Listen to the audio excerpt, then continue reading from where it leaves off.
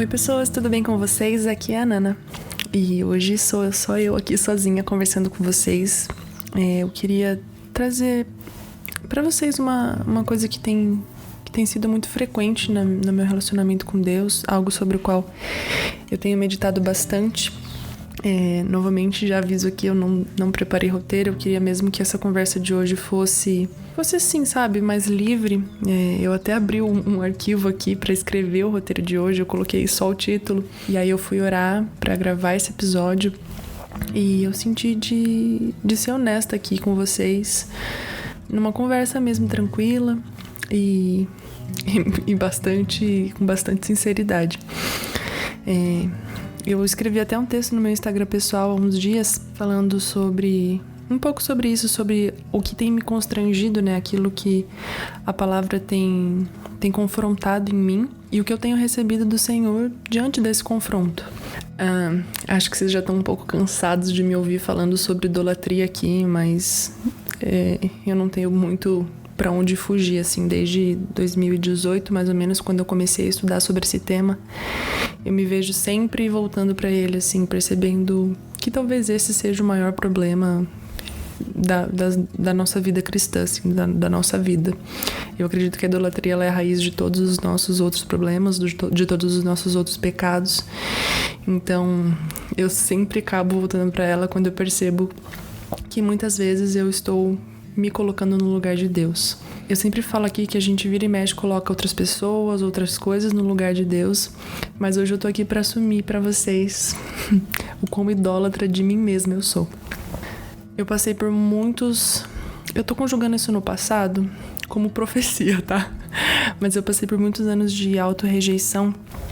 E autorrejeição também não é nada além de uma forma de idolatrar aquilo que eu penso de mim mesma. Então, quando parece que é um ego muito diminuído, na verdade, não. É um ego tão grande que, por mais que pense mal de si mesmo, a minha opinião é a que vale. E por longos anos da minha vida foi difícil até eu aceitar e entender a graça de Deus sobre a minha vida. Faz bastante tempo já, graças ao Senhor, que eu consegui compreender a obra do Senhor, o amor dele, que não depende de mim, mas para uma pessoa que passa tempo demais pensando mal que seja de si mesma quando ouve sobre a graça de Deus, tem um pouquinho de conflito ali, né? E esse hábito que eu tenho de sempre valorizar mais a minha opinião a respeito de mim do que aquilo que Deus pensa a respeito de mim, acaba trazendo muitos conflitos para minha jornada com o Senhor, para o meu relacionamento com Ele, para o meu relacionamento com as pessoas ao meu redor. E a realidade é que eu preciso aprender a parar de olhar para mim e olhar mais para o Senhor. Eu já gravei um episódio aqui falando sobre a nossa necessidade de contemplação do Senhor, e eu acho que aquele episódio foi o episódio que eu mais preguei para mim mesmo de todos os que eu já gravei.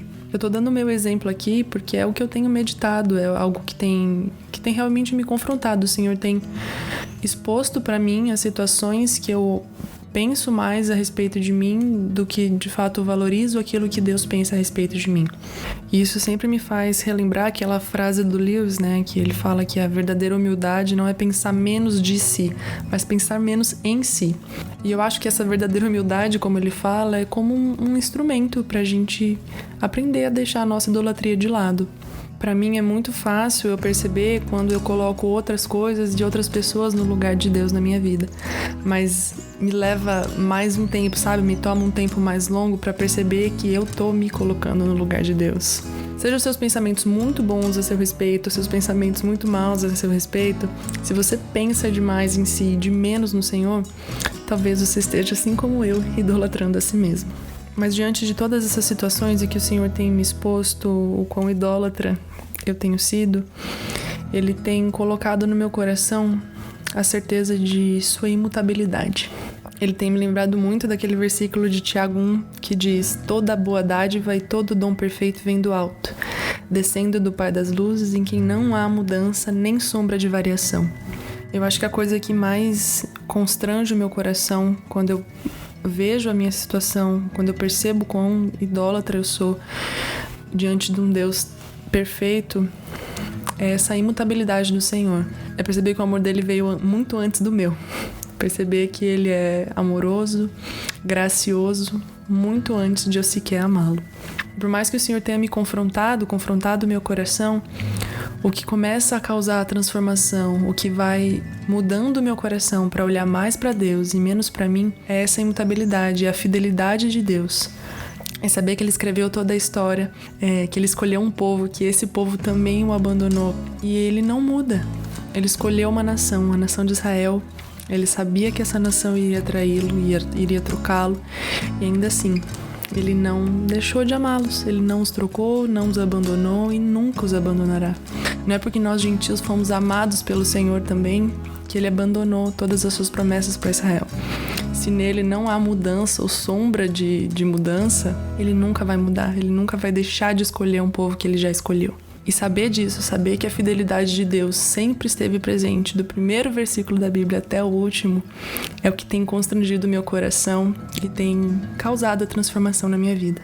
É o que tem me feito olhar para mim com outros olhos, não olhar mais para mim como Deus de mim mesma, mas com os olhos do Senhor a respeito de como Ele me ama e como eu preciso amá-lo com tudo aquilo que eu sou, como eu preciso contemplá-lo todos os dias até que eu não tenha mais vontade de olhar para mim, até que os meus olhos estejam completamente entregues e devotos ao Senhor, a ponto de eu não olhar mais para mim, não ter olhos mais para mim. E pra mim isso funciona meio que quase como um ciclo, né? Eu contemplo o Senhor e aí eu entendo a sua fidelidade. Entendendo sua fidelidade, eu contemplo mais. E aí eu entendo mais a sua fidelidade, aí eu contemplo e contemplando eu entendo mais. Essa é a jornada do conhecimento do Senhor, né? Uma jornada de transformação nossa diante da contemplação de quem Ele é. Nós vamos sendo transformados conforme a palavra vai nos iluminando, nos expondo e nos confrontando. E por mais que doa, por mais que seja difícil deixar a idolatria do nosso coração, conforme a gente vai contemplando e olhando, voltando os nossos olhos para o Senhor, a nossa vida vai sendo transformada. Eu acredito que esse é o processo pelo qual a noiva passa ali, preparando o seu vestido, bordando as suas vestes para o casamento com o Cordeiro no final. Bom, é isso. Eu acredito que ser lembrada da fidelidade imutável de Deus tem mudado a minha vida, tem confrontado o meu coração que só olha para si mesmo. E eu acredito que isso pode transformar a vida de você que também está aí me ouvindo. Bom, depois de tanto falar aqui a respeito sobre a fidelidade e a graça de Deus, eu tô um pouco emocionada, como sempre, e eu vou terminar de gravar isso aqui e orar. E eu recomendo que vocês façam o mesmo. Eu tinha uma página com os amigos no Facebook que chamava Ore Depois de Ler, que a gente escrevia textos, e a intenção era que as pessoas orassem a respeito daquilo que elas leram nos textos. Hoje eu queria deixar um Ore Depois de Ouvir para vocês, então se você puder orar a respeito da graça do Senhor, agradecer pelo seu amor e sua fidelidade que não vão passar. Faça isso. Então é isso, gente. Até o próximo episódio. Um beijo e um queijo.